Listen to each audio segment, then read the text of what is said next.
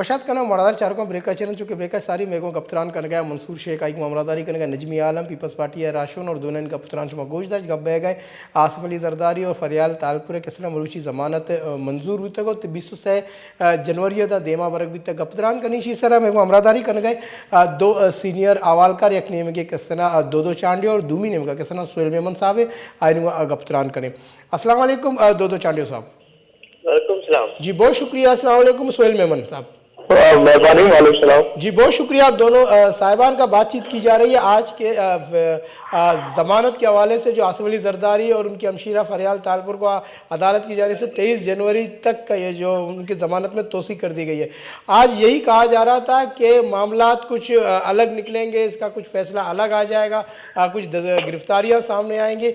दो चांडियो साहब आपसे बात करते हैं, कैसे देखते हैं मामलात को आज फिर ज़मानत? देखो, कभी कभी हम खवाशात जो हैं उनको खबरें बना देते हैं जी, और ब्रेकिंग न्यूज और सारे जो है इसमें हम बहुत सारी ऐसी खबरें फैला देते हैं या हम ऐसे तर्जे कर लेते हैं जो हमारी अंदर की ख्वाहिश होती है। कुछ पार्टी के हवाले से इस तरह थी कि जिस तरह जिस दिन JIT में नाम आया उसी दिन वफाकी हुकूमत ने देरी ने की, नाम जो है वो एग्जिट कंट्रोल लिस्ट में डाल दिए और जिससे ही कंट्रोल में नाम आए इधर कुछ लोग शेख अली मदन शेख, दूसरे लोग और कुछ हम जनरल सेक्टर हो गए कि शायद 24 घंटे में हुकूमत जा रही है और हमने दूसरा वज़ीर-ए-आला भी नाम कर दिया, उनका नाम भी मीडिया में दे दिया, सब चीजें कर दी। हमने एक लम्हे के लिए भी न 18वीं तदवीर को देखा, नहीं हमने असेंबली के अंदर जो पार्टी पोजीशन थी उस तरफ हमने गौर किया। हमने ये भी सोचा कि 18वीं तदवीर के बाद हाफ स्टेरिंग कैसे होती है, क्या पार्टी तब्दील करना इतना आसान है। वो 99 मेंबर है पाकिस्तान पार्टी के सिंध असेंबली के अंदर, उसमें आपकी अपोजिशन के पास सबसे बड़ी जो अपोजिशन है PTI, उसके पास 30 मेंबर है, बाकी किसी के पास 20 है, किसी के पास 12, किसी के पास 4, किसी के पास 1। अब वो सब पार्टी कब होगी, काबीना के दौर पे, मिनिस्ट्रीज पे, तकसीम पे किस तरह वो बनेगी, ये सब चीजें हमने गौर भी किया और हमने उस अदालती प्रोसेस को, उस सारे JIT की रिपोर्ट को, उस सब चीजों को अपनी ख्वाहिश के मुताबिक हमने पूरी तौर उस पर जो है नताज किए कि ये होने वाला है, बस पुराना निशा जा रहा है, अब जरदारी गिरफ्तार होने जा रहा है, फरार होने जा रहा है। तो ये चीजें थी, मगर आहिस्ता आहिस्ता देखो अदालतों को अपना काम करना है। अभी ये जमानत उनका आईनी हक है, उनको मिल रही है, उनको दिफा करना उनका आईनी हक है, उनके खिलाफ जितने सबूत है पेश करना इदारों का आईनी हक है कि उनकी जैली अकाउंट्स है, जो चीजें उनके पास है वो पेश करें। उन्होंने मिल्कियत बनाई, उन्होंने जमीनों की तकसीम की, उन्होंने जो है वो सिंध का जो पैसा था उसकी लूट मार की। ये इदारों का हक है कि वो उस सब अपने सबूत जो है अदालत में पेश करें, मगर इस पार्टी को भी ये राइट देना चाहिए कि वो अपना दिफा करें। तो वो अभी अदालत में दिफा कर रहे हैं, आप देख रहे हैं कि जमानतें हो रही है। अच्छा, अपनी अदालत में दिफा कर रहे हैं, बिल्कुल। सोहेल मेमन साहब, आज FIA की जानिब से मुल्जिमान की चालान भी पेश नहीं की गई और दूसरी जानिब बैंकिंग कोर्ट का ये कहना है कि सुप्रीम कोर्ट ने उन्हें कार्रवाई से रोक दिया, जब उनकी तरफ इजाज़त होगी तो मजीद कार्रवाई को आगे बढ़ाएंगे। क्या कहेंगे इस पर आप?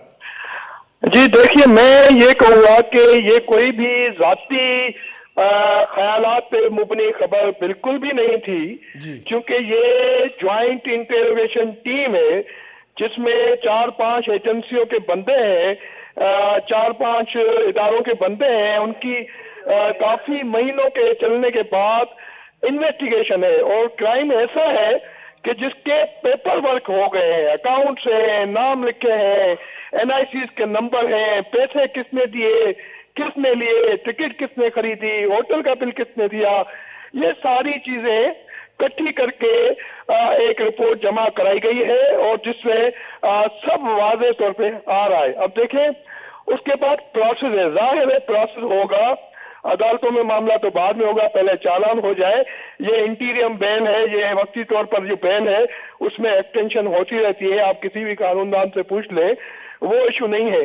एक क्राइम की रिपोर्ट है, उसमें मुबनी ख्यालात सामने आए कि जो जाहिर है जो क्राइम आता है, जो रिपोर्टें आती हैं, वो पुलिस की रिपोर्ट हो, FIA की हो, ज्वाइंट इंटरोगेशन टीम की हो, उस पे यही साबित होता है कि शायद इनकी इस बेस पे गिरफ्तारी हो जाए, इसी वजह से मुल्क में ख्यालात है। लेकिन जाहिर है एक पॉलिटिकल पार्टी है, उसकी बड़ी लीडरशिप है और उसके मुल्क पे, मुल्क की सियासत पे, सिंध की सियासत पे असर पड़ेंगे, तो जाहिर है उसके लिए उनको मौका मिलना चाहिए कि उस प्रोसेस को बिल्कुल ही कानूनी तरीके से होना चाहिए, जिस पे सुप्रीम कोर्ट ने उनको अभी कुछ दिन रिलीफ दिया है और नेब को भी मामला भेजा है कि आप भी इसको डबल चेक करें, इन्वेस्टिगेट करें। ये इन्वेस्टिगेशन चलती रहेंगी। अगर इसमें कोई भी डील या एनआरओ नहीं आया तो जाहिर है जो क्रिमिनल्स होंगे उनको सजा मिलेगी। अच्छा, चांडियो साहब, सोहेल मेमन की बात को ज़रा आगे बढ़ाते हैं। जैसे सोहेल मेमन साहब कह रहे हैं कि अभी मामला जो है ना चल भी रहे हैं और बहुत सारे वाउचर, पैसे कहाँ हैं, किस क्या अकाउंट में कैसे हुए आए, ट्रांजैक्शन कैसे हुई, तो ये तमाम चीज़ें आप आगे क्या देखते हैं कि क्या इस केस में मज़ीद और भी बातें चीज़ें, क्या ये गिरफ्तारी या ऐसी चीज़ें सामने आ सकती हैं? आप समझते हैं कि ये मामला आगे बढ़ेगा? देखो, जिनको गिरफ्तार करना होता है या जिनको कार्रवाई करनी होती है, उन्होंने वज़ीर-ए-आज़म नवाज शरीफ प्राइम मिनिस्टर था और उसको वहां से उन्होंने जहाँ तक पहुंचाना था वहां तक पहुंचा दिया।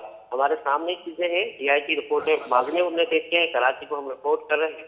कितने लोग थे, दहशतगर्द थे जिसकी DIT बनती थी, तो DIT क्या क्या नहीं सुपुर्द थी। इंडिया गया है बंदा, ट्रेनिंग करके आया है, फिर वहां गुजरा, फिर उसने बाहर ट्रेनिंग ली, फिर हथियार लिया, फिर किया। बाद में पता चलता है कि वो बंदा जो है वो कोर्ट से आजाद हो जाता है। अक्सर DIT रिपोर्टें जो होती है वो अदालती रिपोर्टें नहीं होती, वो अदालती फैसले नहीं होते, वो अफसरान है, तो डिपार्टमेंट के रिपोर्ट करते हैं। उनकी रिपोर्ट पे हम चर्चा करके बैठेंगे, फांसी चल जाएगा, थोड़ा गैस चला जाएगा, ये 16 वक्त से पहले का चर्चा हो सकता है।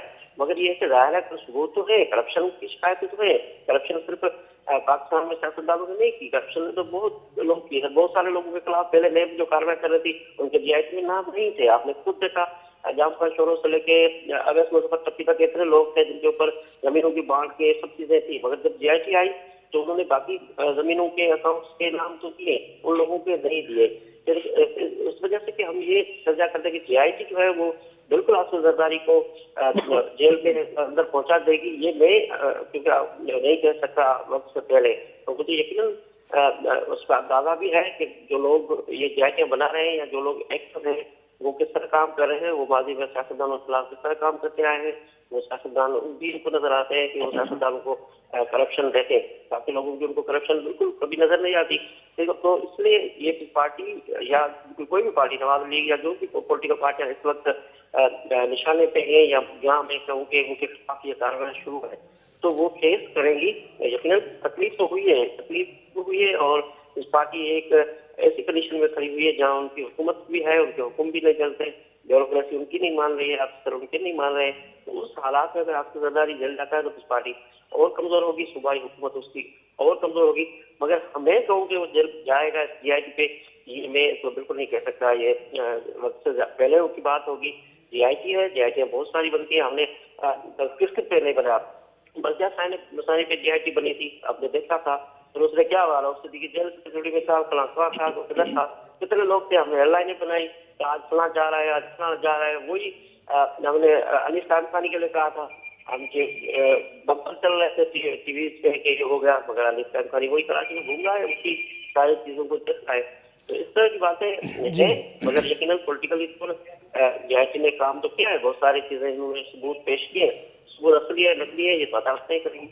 अच्छा, सोहेल मेमन साहब, अब एक आज के दिन के हवाले से एक सियासी और दूसरा अदालती एक पारा हाई था, लेकिन इसके ज़मानत के बाद से कुछ मामलात कूल डाउन होने शुरू हो गए, जिसमें ऐसा लग रहा था कि पीपल्स पार्टी की जान में जान आई। बिलावल भुट्टो जरदारी और मुराद अली शाह, उनके नाम जो है ना एग्जिट कंट्रोल लिस्ट से निकाल दिए गए और उनको अलग अलग पूछने के लिए हवाले से भी कहा गया। तो ऐसा लग रहा है कि कुछ रिलीफ सा महसूस कर रहा है पीपल्स पार्टी, क्या कहेंगे इस पर आप? जी देखिए, रिलीफ तो बिल्कुल है, अदालती रिलीफ है। और एक बात मैं क्लियर कर दूं कि भले DIT किसी की रिपोर्ट हो या नहीं हो, आपकी मेरी रिपोर्ट हो या नहीं हो, हम और आप इसी धरती पर रहते हैं, इन्हीं शहरों में रहते हैं, थोड़े बहुत हमारी जान पहचान है, थोड़ा बहुत हमें मालूमात मिलती है, थोड़ा ही सही, लेकिन कुछ खुदा ने अकल भी दी है। हम आंखों से देख रहे हैं कि करप्शन तो हुई है, टॉप की हुई है। अगर करप्शन टॉप की हुई है तो फिर किसने की है? हाँ, ये सवाल आता है। उसके बाद जब ये जो एक इनविजिबल करप्शन है, जिसको कहते हैं नजर ना आने वाली करप्शन, एक विजिबल करप्शन है जो नजर आने वाली करप्शन है। ये सब बातें हमारे सामने है, हम इनको लफ्जों को इधर करें, उसके खिलाफ जीआईटी बनी, उसको कुछ नहीं हुआ, उसके खिलाफ जीआईटी बनी, उसको कुछ नहीं हुआ। यही तो हमारा अलमिया है भाई, हमारा अलमिया ही यही है कि ये रिपोर्ट्स अगर बनती है, अगर 50% भी सही होती है, फिर भी इनको एनआरओ टाइप मिल जाता है, डील मिल जाती है। इस मुल्क का अलमिया यही है कि हम करप्शन के साथ डील करके उनको फैसिलिटेट करते हैं, उसके बाद फिर सबसे बड़ी करप्शन आ जाती है। हम सहूलतकारी करते हैं करप्ट लोगों की, करप्ट सारे सिस्टम की, और उसमें क्या होता है, सफर कौन करता है? हमारे अवाम करते हैं, हमारी अस्पतालें करती हैं, हमारे स्कूल करते हैं, हमारे रोड रास्ते घर बार सब सफर करते हैं, और हम सहूलतकार बने होते हैं। देखें, अभी सुप्रीम कोर्ट ने बिल्कुल उनको रिलीफ दिया है, और पीपल पार्टी को पॉलिटिकल रिलीफ तो मिला है। ये लीगल रिलीफ कहते हैं, पॉलिटिकल तो मैं नहीं कह सकता, अभी लीगल रिलीफ मिला है, लेकिन मामला अभी अदालतों में है। देखें, फिर वही कहूंगा कि अगर कोई एनआरओ नहीं आया, इन्वेस्टिगेशन सही हुई, तो जिन्होंने करप्शन की है, भले कोई भी हो, उनका हिसाब किताब तो होगा। अच्छा, बिल्कुल चांडिया साहब, सोहेल मेमन की बात आपने सुन ली। अब अगर एक और बात करें कि अगर आज गिरफ्तारी हो जाती, फॉर एग्जांपल अगर ज़मानत मंजूर ना होती और चालान पेश किया जाता, अगर दोनों में से किसी एक की गिरफ्तारी, आसिफ जरदारी या उनकी अमशीरत, तो उसके असरात आप क्या समझते, क्या पड़ते मुल्क में? अगर मैं ये सवाल आपसे करूँ, अगर आजाद हो जाते तो क्या असरात बनते? मिसाल पक्की जमानत हो जाती, दोषी नहीं होती। देखो, असरात पॉलिटिकल लोगों को आप जब जेल के अंदर डालेंगे तो असरात होते हैं, उनकी पॉलिटिकल गवर्नमेंट डिस्टर्ब होती है। आपने नवाज शरीफ को जेल में डाला, शहबाज शरीफ को डाला, आपने देखा पंजाब के अंदर उनकी हुकूमत थी, वफाक में उनकी हुकूमत थी, वो हुकूमत वफाक में डिस्टर्ब हुई, वफाक में वो सही काम नहीं कर सके, और आखिर एक इलेक्टेड हुकूमत थी, लोगों ने उनको वोट दिया था, गलत से सही लोगों ने वोट दिया था, लोग भी वोट देते हैं, लोग कोई परवेज मुशर्रफ को वोट नहीं दिया था कि 11 साल बैठा था, या इस तरह के जो लोग आते हैं। अब इमरान खान को लोग वोट दिया है, इस तरह से इस पार्टी को लोगों ने वोट दिया है, लोग इस पार्टी जीत के आई है। अब जैसी हुकूमत है, लोगों का फैसला है ना। ये जो एनआरओ की बात साइन कर रहा था, ये कोई एनआरओ जो है वो आम लोग नहीं देते, ये लोग देते हैं जो जीआईटी बनाते हैं, जो पहले बड़ा ढिंढोरा पीटते हैं कि फला करप्ट करो, उनको उनसे डील करते हैं, फिर उनको हुकूमत दे देते हैं, फिर उनको कुर्सियां देते हैं, फिर मिनिस्ट्रियां देते हैं। तो ये भी वही लोग देते हैं ना, तो आप लोग थोड़ी देता है, को किसान बंदा देता है कि हमको? जो लोग कहते हैं करप्शन हुई है, जो लोग कहते हैं कि मुल्क की तबाह हो गया है क्या, तो उस सियासतदान को जेल में डालते हैं, बाद में उस सियासतदान उनसे डील करते हैं, जेल करते हैं, फिर उनको हुकूमत दे देते हैं।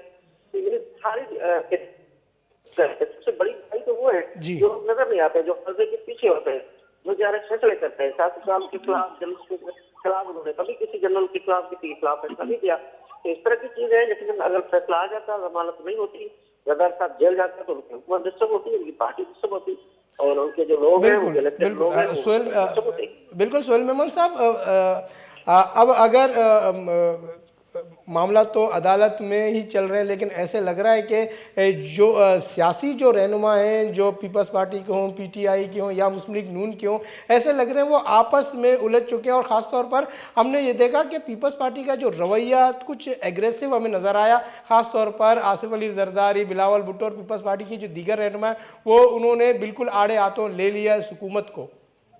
जी देखिए, पॉलिटिकल एनवायरनमेंट में तो ये कोई खराब बात नहीं है। ये सियासी पार्टियों का, सियासतदानों का और सियासी लीडरशिप का काम है एक दूसरे के साथ मिलना जुलना, एक दूसरे के साथ लफ्जी जंग करना, इल्जामात लगाना। ये तो पॉलिटिकल हिस्सा है एक चीज का, उसी का मैं इसका कहूंगा कि जो इसमें कोई खराब बात नहीं है। कभी वो एग्रेसिव हो जाते हैं, कभी ये एग्रेसिव हो जाते हैं, यही सियासत है। बातचीत से मसले होते हैं, इल्जामात से होते हैं, सफाई होती है, ये से मीडिया में आते हैं। लेकिन अवाम का तो ध्यान बांट देते हैं ना ये लोग। हाँ बिल्कुल। वो देखिए, मैं एक बात बताऊं ना, अवाम बेचारे यहाँ किस खेत की मूली है। यहाँ तो अवाम सिर्फ टीवी पे देखते हैं कि शाम को ये हो गया, सुबह को खबर सुनते हैं क्या हो गया। और यही बात जैसे चांडो साहब ने आपको बताया कि वही लोग करवा रहे हैं। मैंने पहले ही कहा कि अगर वही लोग कर रहे हैं ये चीजें, तो ये अलमिया है। ये हमारा डिलेमा है कि आप किसी को अगर पकड़ते हैं, इल्जाम भी सही है, फिर उनके साथ डील कर जाते हैं और फिर पॉलिटिकल पार्टी, पीपल पार्टी हो, पीटीआई हो या कोई भी पार्टी हो या नवाज शरीफ हो, मैं तो कहता हूं जो क्रिमिनल्स हैं, जो जिन्होंने करप्शन किए, जो सीधे सीधे आते हैं, जो जिन पे इल्जाम साबित हो जाते हैं, किसी भी पार्टी का हो उसको पकड़े मेरिट पे। बस यही एक हमारी डिमांड होती है। लेकिन अगर उसमें भी ये अपनी उल्लू अपना सीधा करते हैं तो फिर तो बस हम क्या कह सकते हैं, हमारी तो इससे ज्यादा ना अप्रोच है, ना ही हमारे पास कोई पावर है। हम तो सिर्फ देख ही सकते हैं, ज्यादा थोड़ा बहुत लिख सकते हैं, चीख सकते हैं। जी बिल्कुल, जी बहुत बहुत शुक्रिया सोहेल मेमन साहब आपका, बहुत बहुत शुक्रिया दो चांडोई साहब आपका। आप दोनों ने इस हवाले से इस मौजू पर गुफ्तगू किया और अपनी कीमती राय का इज़हार किया और तजिया पेश किया। आप दोनों साहिबान का बहुत शुक्रिया। चूँकि सोहेल मेमन और दो चांडी उसमें गप गोश दाश्ता गप्तरान बह गए बैंकिंग कोर्ट मरूची पीसरी सदार सफली जरदारी और एक बार फरियाल तालपुरे किस तरह जमानत किस तरह गेश कनक बीता 26 जनवरी दा देमा वरक बीता और मरूची हमें गुमान कनक बह के बल्कि ना दोना चे यक्की या दोएं दसगीर कनक बेबा FIA निमका चे चालान पेश कनक बीता और चालान पेश कनक न बीता पमिश का किस तरह ईशानी जमानत किस तरह देमा वरक बीता और दूमी निमका बैंकिंग कोटा हमें गुश्ता कि आसिफ अली जरदारी या ईशानी जमानत मंजूर पमिशका कनक बीता कि सुप्रीम कोर्टे नेमगाचा मारा गेशें कार्रवाई कनगाचा दारक बुतक और दा के सुप्रीम कोर्टे इजाज़त नए थे गेशें कार्रवाई कुत न कने और इजाज़त चनंद गेशें कार्रवाई कनक भी भले मरूची के सन पीपल्स पार्टी वास्ता यक जवाने रोचियत के चुशे यक मतलब आसिफ जरदारी या इगवार के सना फरियाल तालपुर के सना दसगीर नबीता अनुचारें के मामला दा 26 जनवरी देमारो और चीबी और वशिंग अप दिगे पीपल्स पार्टी मर्दवानी वास्ता ऐशें के बिलावल भुट्टो जरदारी नाम हो आइए सरवजीर मुराद अली शाह नाम के सना चा ECL दरकनक भी तक और मामला के सना आमिद गेसा सुप्रीम कोर्टा नेब दस्तादा तक JIT के सना नेब हवाला कनक भी तक नेब होती के सना पट्टोपोला का होती तहकीकाती रिपोर्टा 2 माह था सरजम कन तो सुप्रीम कोर्टा पेश कन तो बिलावल भुट्टो जरदारी और मुराद अली शाह चा जता के सना जुस्पुर्स कनक भी तो मरूची के सना ए केस हवाले चिमा गपुत्रान को गोमिदान का मन बिदत रजा अल्लाह में